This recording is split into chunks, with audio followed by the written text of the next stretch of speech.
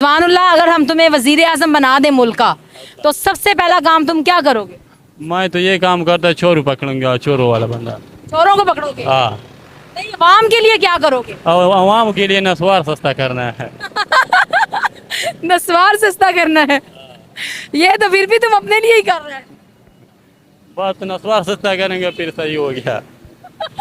अस्सलाम वालेकुम। वालेकुम सलाम। क्या नाम है आपका? राशिद नाम। राशिद, अगर आपको मुल्क का वजीर आजम बना दिया जाए तो सबसे पहला काम आप क्या करोगे? जो गाड़ी में बैठ के जा रहे होते हैं उन्हों के साथ हम भी बैठ के जाएंगे। गाड़ी में बैठ के जाएंगे। अवाम को क्या सहूलत देंगे? अपने लिए जमा करेंगे पैसे, अच्छा, पैसे जमा करोगे? आगे वजीर आजम बनेंगे। अच्छा, पैसे जमा करोगे, पैसे जमा करके फिर वजीर आजम ही बनना है। हाँ, वजीर आजम बन के पहले पैसे इकट्ठे करने हैं, फिर पैसे इकट्ठे करके फिर वजीर आजम बनना है। कोई कोई